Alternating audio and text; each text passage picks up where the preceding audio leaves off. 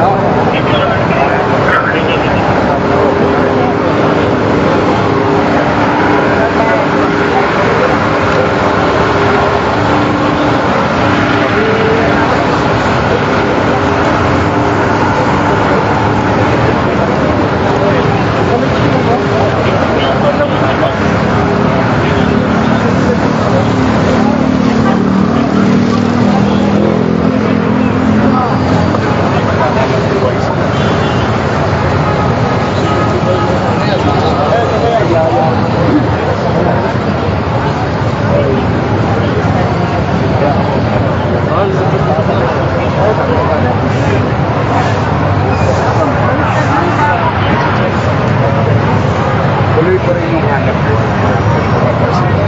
Okay naman sila. Basta matadaanan lang na saka pag-ilog. Nakakadaan. Huwag lang dito sa rin. Marami mape-permission. Ano, pwede naman pala ko yun. Maluwag na eh. Tapos, yung sa kalsada, tinadalira yung mga pay parking nga. Ayun, oo. Eh, kasi yung para yung mga may hanap buhay naman na tindahan, yung customer nila na galing ng Bulacan, probinsya. galing ng Pangasinan, galing ng Laguna, Misan, galing pa ng Bicol. Yung mga tawag natin, biyahero, ng mga plastic, tumbler, cups, kutsara, tinidor, plato. Dito sila magka-parking. Makakaparada na sila na maayos. Dati, doon pa sila paparada, buwat-buwat nila karton. Mabubuhay ngayon yung mga negosyo. Saka, sinago na ito, tinanggal na rin libag. Ha? Tinanggal na yung mga libag. Oo.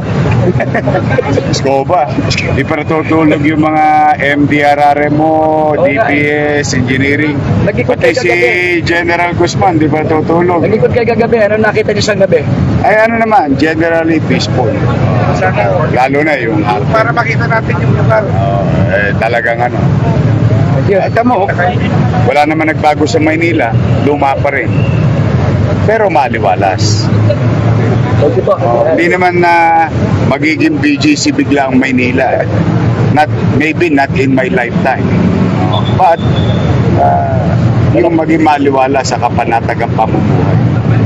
Nakapasok ang mga trabahante ng maliwalas, mabango. Walang stress. Alam mo yung traffic really cause a lot of stress.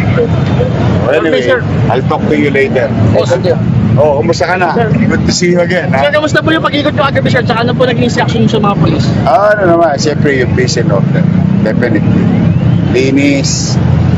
Peace and order. O tingnan nyo, may vendor pa rin. O bawal lang sa recto. Tingnan mo, Alia. Yan ang, I think, ito yung prinsipyo na live and let live. Makapaghanap buhay, pero hindi nakakapamerwisyo ng kapwa.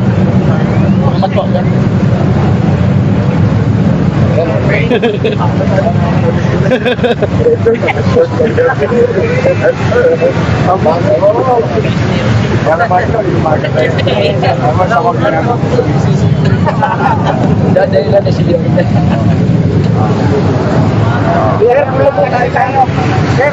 Luwag. makipicture. Kinakaya kita sa Hong Kong. So, nandito po tayo ngayon live sa Divisoria, Manila, kung saan maagang nagtungo si Manila Mayor Isko Moreno. Pagbigyan naman natin naghahanap buhay. Yun! Sila naman, sila naman. Ayun.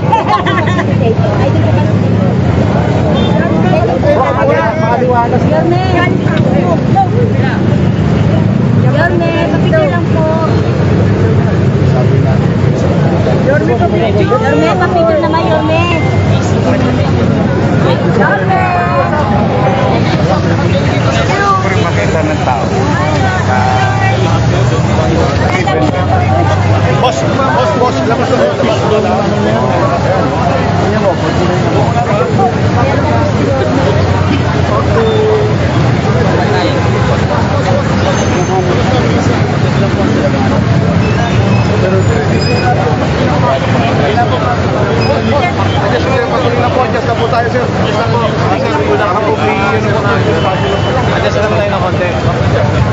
Adjust lang po, lagyan niyo.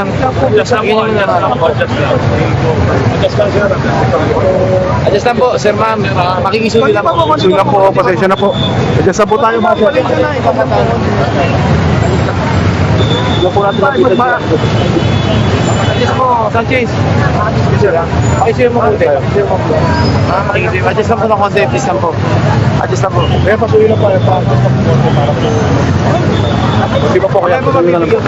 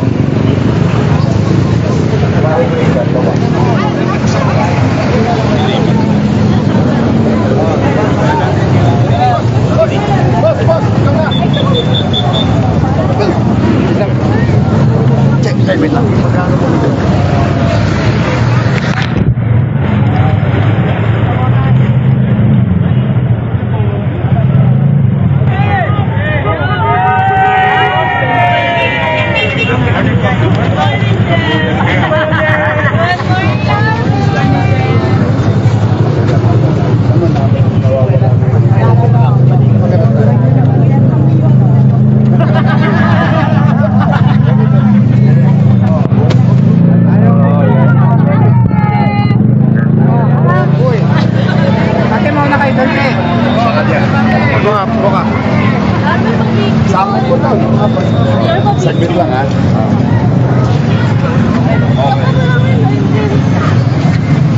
Saglit lang. Saglit lang.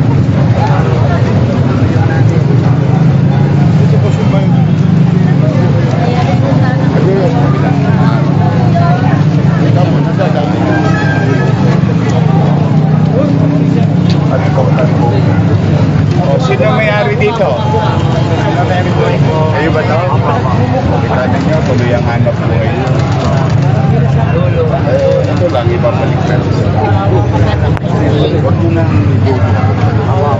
Kasi dito naman mabibenta. Walang tatawid sa rekto. Ikaw pala ang hangganan dito. Alam mo, para yung maglalakad doon, tatawid. Tuloy ang hanap buhay. Wala man ako hinihingisin. Ito, dito na si Rafa. Sa totoo, bawal pa rin. Kaya lang, inuunawa ko naman kayo. Matuloy ang hanap buhay. Pero kailangan maging responsable kayo. Ito, ibigay natin sa tao pa yan. Pag may aberya, may sunog, makatadaan yung truck. O yung truck ng basura, nakakapasok. Hindi na rin kayo may hirapan. O bawal na ulit yung tapon-tapon. Sok pa, buhol, hintay ng truck. Wala na, yun lang. Siguro naman, magaan naman na yun. Bumaba na ba yung taripan?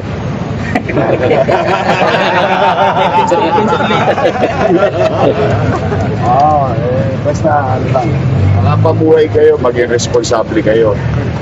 I think papayagan kayo ng mga taga Maynila.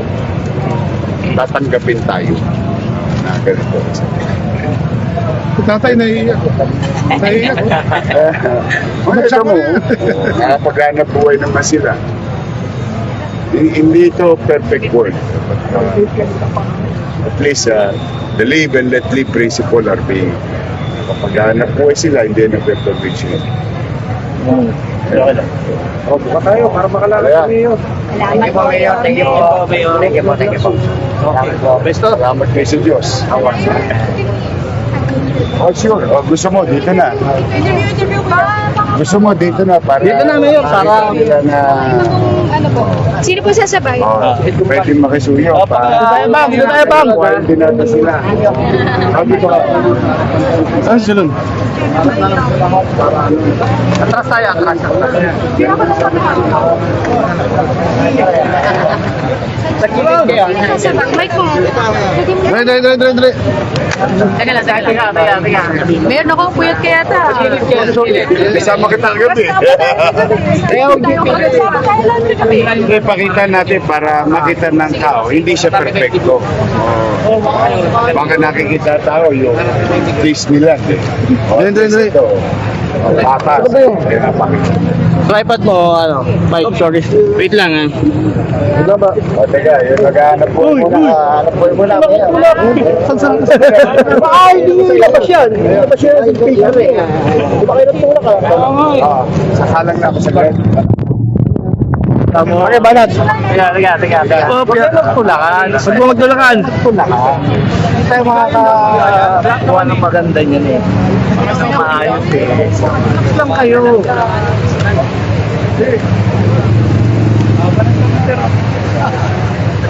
Ano ka naman tayo? Usapan ko pa yan.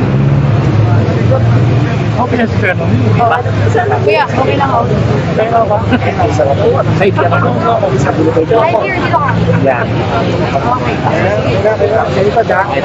Silon. Pilit ka. Okay. Ready boys? Anytime. Mayor, before ako puyat kaya ata kasi kasama tayo. Ano yung purpose natin sa pag-iikot yung buwan?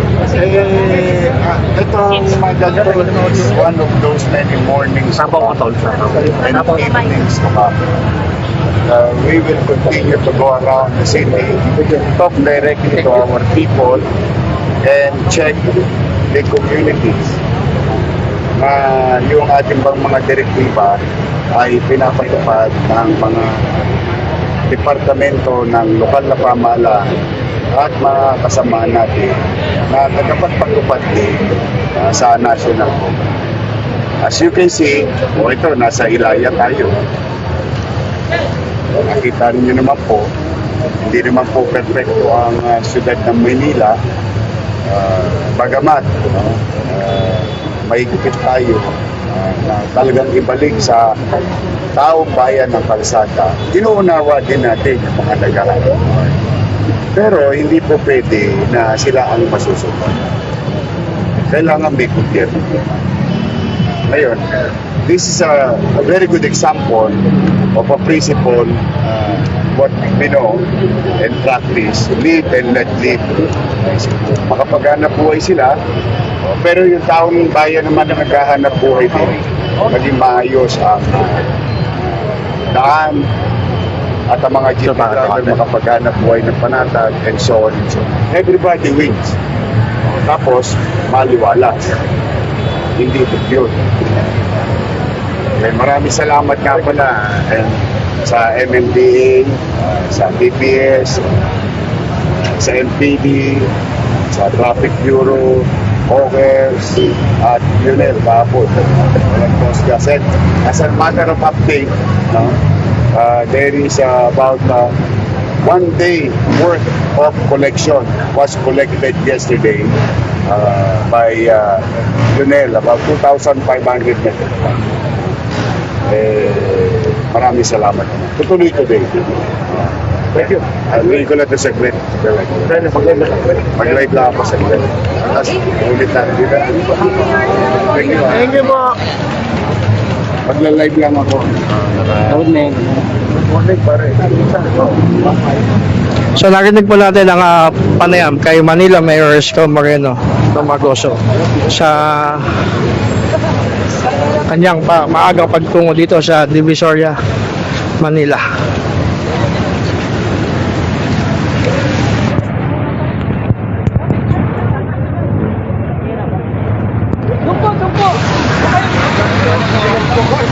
Wala makikita. Police!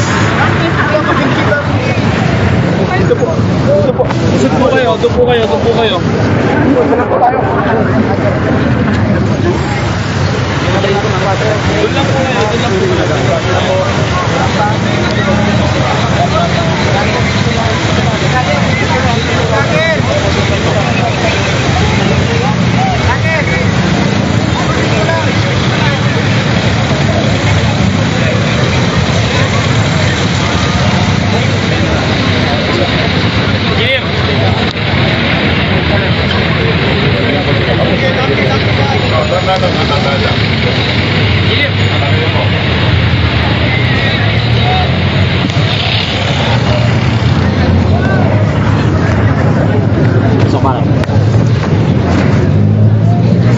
Tayo kita. Nawala.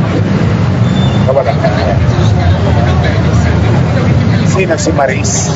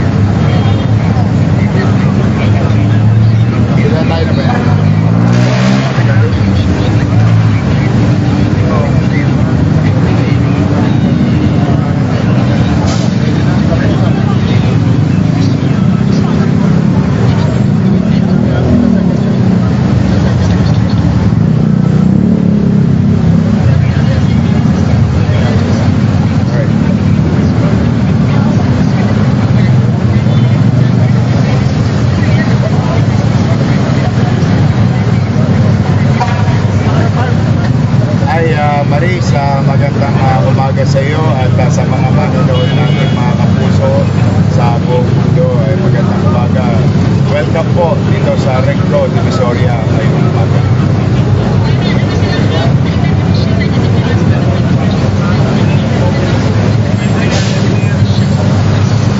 I think yesterday I talked to Vice Mayor Chi Atienza at mga kusihal na today kung po pwede on their inaugural session after that kung po pwede ipasa sila sa lalong madaling panahon ng mga bata natin yung mga malalaki pang masamang epekto ng pagtampak ng basura. And as we all know yesterday,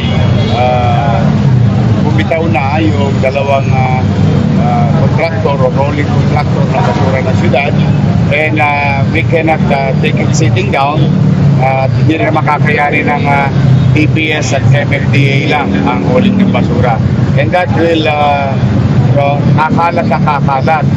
In fact, Marisa, since yesterday at 2 p.m.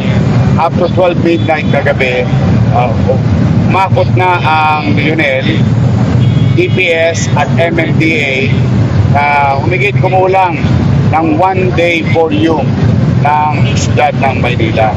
But there is still a lot since last night up to 1 a.m. Nag-ikot pa ako katulad sa Rizal Avenue, Avenida, Hermosa, Wanduna at iba't ibang bahagi ng Sampaloc, Santa Ana.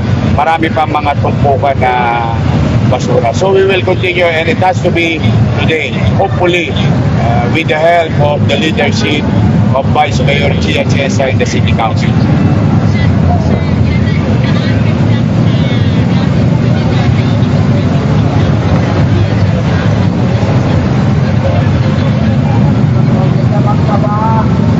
Well, let's do this in a simple mathematics. No? Kung halimbawa, 4 na araw, o 3 araw, o 1 linggo, hindi na kukuha, at nag-average tayo ng 2,000 to 2,500 metric ton every day. So just imagine if we only collected yesterday about 2,500, meron tayong lag na about 5,000 metric ton na basura na nasa kalsada pa. Plus, of course, the daily production ng garbage sa mga household, no? Araw-araw yan. So, more or less, awa ang Diyos with the effort of MMDA, DPS, and Hawkers, MTPB, Engineering, at of course yung Lionel na napag-usapan natin. Maglalas pa to ng mga 3 to 5 days para mag-normalize yung garbage collection system. So we are hoping before the end of the week, the garbage crisis will be done or finished by Saturday, hopefully.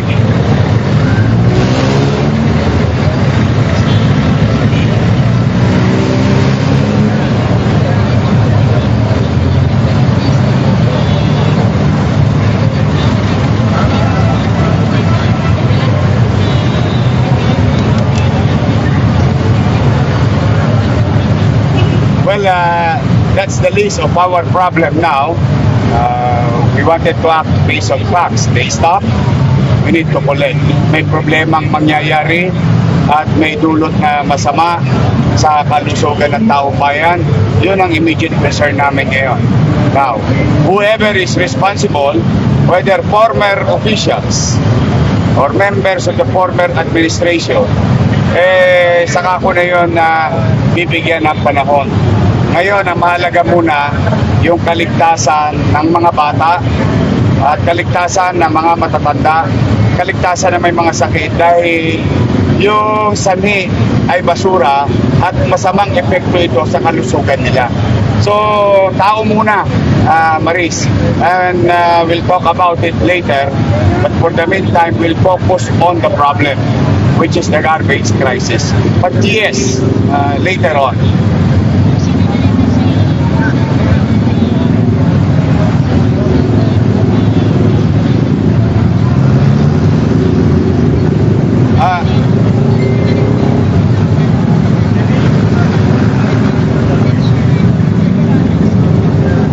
Well, it's the other way around. No? I called yesterday. Sabi ko, Oy, Lionel, for old time's sake, baka naman pwedeng tulungan nyo kami. Eh, nakuha naman natin ang TY. But again, you are right with your question that we have to put things in right order, legally and technically. So we will do the process, and we need to pass or resolution or ordinances kung kinakailangan para legal lahat at tama, para mas matibay at mas matatag, at saka epektibo yung magiging pagpasok ng pamahalaan ng kontrata sa mga kanyang serbisyong kinukuha para sa tao. So we will follow all the necessary rules ng ating procurement or services na kinukuha.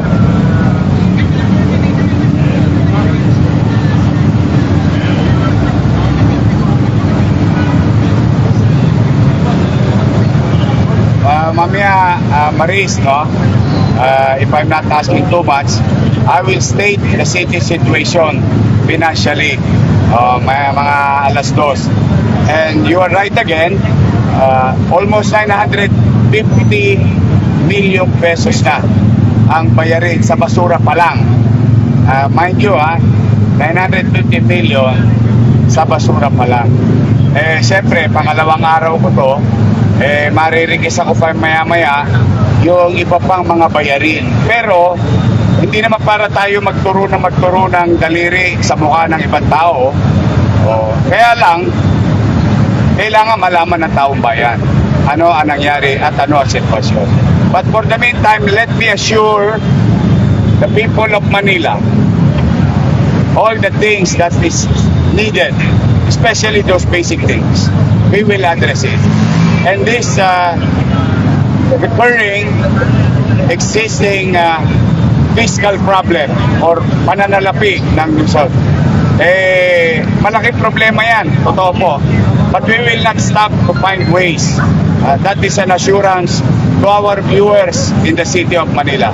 Now, to those businessmen who entered into contract, delivered services and goods in the city of Manila, which we owe you so much, no? Alam mo, Maris, ang tansya namin, kulang-kulang 11 billion na to na bayarin. Pero ayoko lang pangunahan, let me state that factually later. But as a matter of assurance to them, babayaran kayo ng lungsod ng Maynila. Pumanatag kayo, hindi nga lang biglaan. But we will find ways. Thank you.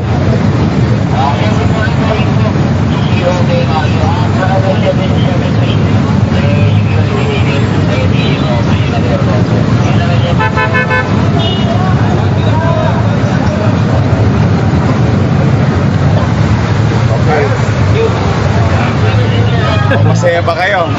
Yes, sir. Masaya kayo? Yes, sir. Yorme, thank you so much. Tulungan nyo kami, bantayan nyo sila para pag may mga tulongges. Yes, sir. Malalaman ko agad. Sa vlog nyo pala makikita ko na. Sige. Mag-iingat kayo. Tulungan nyo sila. Yes, sir.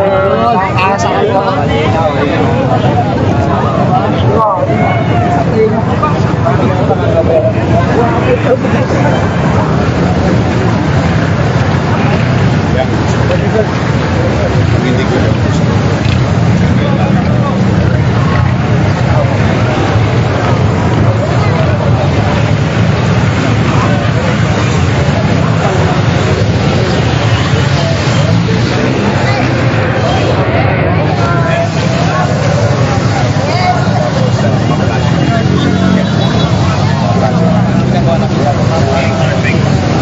Si Rafi.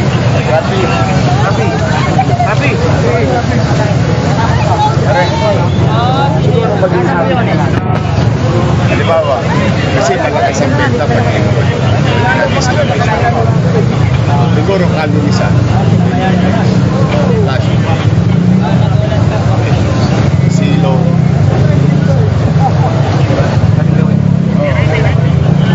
Dito naman lagi nagpapayo. At isa lang, Abora, Carmen Planas. At least once a week. Kasi halimbawa, ito kasi hindi naman maiangat. Diba? Katulad ng Kamora. Nahiyangan yun. Angat ko na kayo. Tigpit. Tapos flashing po. Tapos balik. Mabigat to eh. Hindi ganun gawin natin. Oo, sir. Diba? Isang araw, diba, umaga, maglilinis. Oo nga, no? Maganda sample yun. Umaga, maglilinis. Flashing. So yun na ipon na libag sa loob ng 1,000. Kado ni sa which is mahina ang benta. Bawal yun. Maga, tinira. Manangali, balik na. Lunes ulit. Para makahinga naman yung kalsada sa kayong mga. Para nagagla. Diba? Kompleto na ito. Tambag, tiklop, flashing, dinis. Traffic. Importante yung traffic para habang nag-clearing. Yung mga ganun lang naman natin. Nakita ko eh, lumilis. Saka hindi naiipon yung panel. Yung libag, nagiging panel yun pag hindi nalilinis. Ayan, panel.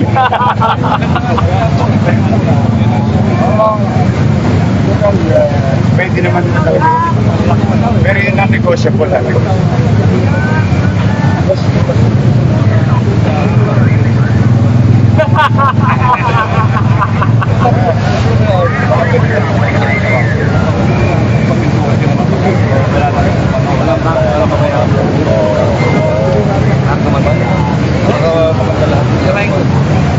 Dito ako namimili sa patos ng ano.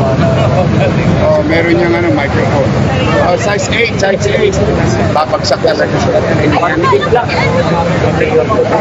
Para makapaghanap po kita sila. Tayo.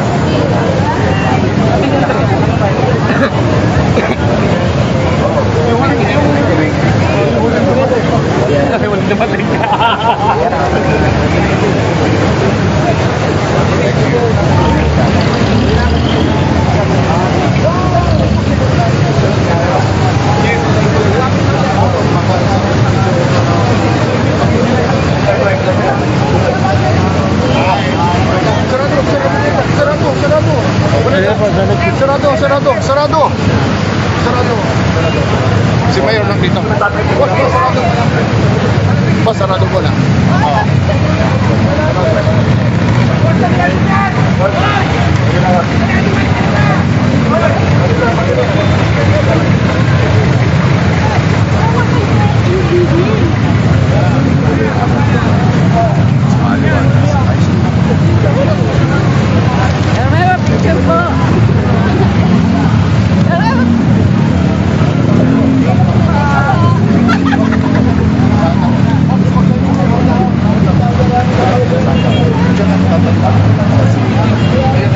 Si General.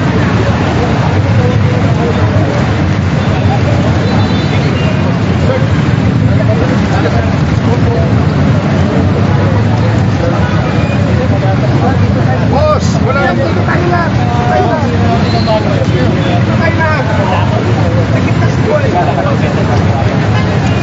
Si Didi. Huwag na tayo sumunod ha, huwag na tayo sumunod. Sila lang. Huwag na tayo sumunod. Yan po.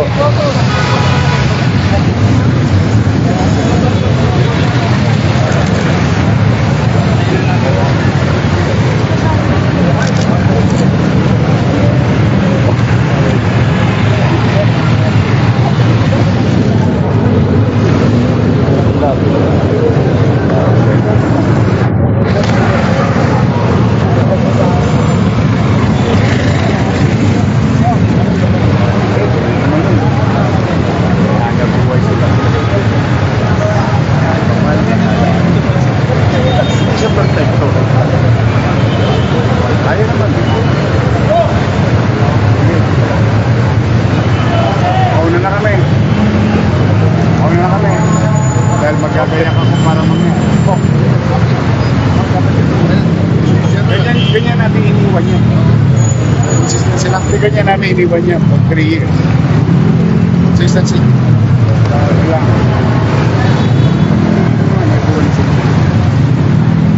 Family din yun.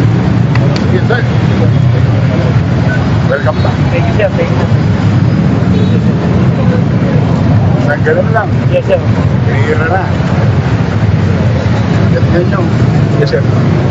Puyat nga lang kayo sa akin. General, napuyat na kagabi. Ingat kayo. Huwag na ako. Ingat ka ha. Galingan mo ha. Para may kapatid mo. Oo.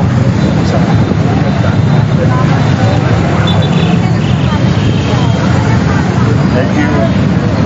Armin. Last na lang po, baka po may panawagan po tayo sa mga kababayan po natin. Pero Eh, ito po yung magandang divisorya. Basta tulungan niyo po kami magtagumpay para po sa inyo ito. We will continue to keep the peace and order situation and cleanliness of the city. Kahit walang tulugan. Yun. Thank you. So narinig po natin ang pahayag ng Manila Mayor Isko Moreno Domagoso sa kanyang pagtungo po dito sa Divisoria, Manila. Balik na po ang kalinisan at ang paayusan dito sa bagong Divisoria.